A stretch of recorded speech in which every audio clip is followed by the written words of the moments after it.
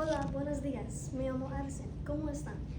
La revolución industrial número 5 tiene impacto en la construcción durante 2020 porque durante COVID materiales disminuidos para la construcción.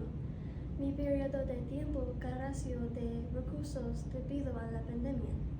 La gente ha luchado con el dinero.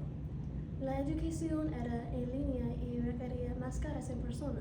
En política, la forma en que votamos por los presidentes ha cambiado desde COVID. Around the time that COVID was around, materials for construction workers and other companies decreased by a lot. This caused the contractors to struggle with getting materials shipped in because of the shipping restrictions during COVID.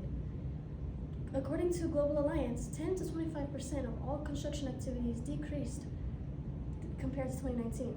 Due to the scarcity of all the materials, the prices were soaring for a while. Construction workers' wages were not going up as much as the inflation for materials were.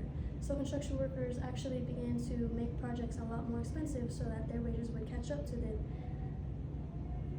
the inflation of materials. To help with some of this delay of all the projects, they created graveyard shifts for some of the people around to make up for the lack of shifts during the day. They also created a paint that kills bacteria and all types of materials, and this allowed them to get a hold of more materials and also allowed them to not be so scared about what was going to happen when they were working so they weren't getting sick. So there was no materials in all the factories, they were hardly getting any, and this next picture shows that they were all having to wear masks, and due to the scarcity of materials, they began to use prefabricated homes, and according to the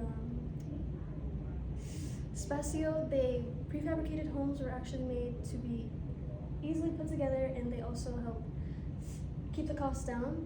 And these were some of the prefabricated homes that they made, and they're very disaster resistant and highly proficient for energy.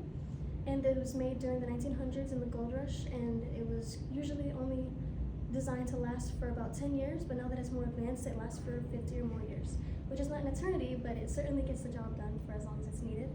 And although we have a lot of solutions to these problems, we also have a lot of problems still going in construction, such as Spacio also stated. They said that construction actually contributes a lot to the environment with dust and gas emissions, waste consumption, waste generation, and also air pollution. And concrete contributes to 8% of the CO2 emissions, so we're trying to replace steel with fiber, but there are pros and cons to this advancement as well. Some cons are that it's very expensive, and in order to get this established, we need to produce the fibers off-site, and it has to be produced to where there is no waste consumption included in the project. And lastly, they have started to use shipping containers for homes, because there's 14 million out of service container shipping homes, and it's very, very reliable, and it's a very cool house to have. It's very modular, and also contributes to the prefabricated homes. And if you're ever investing in a house, you should probably look into the container shipping homes, because they're actually very nice, and you can insulate them. And although construction has had a lot of problems, they have found their way around every type of problem that they had, and they made everything work. And here are some of the shipping container rooms.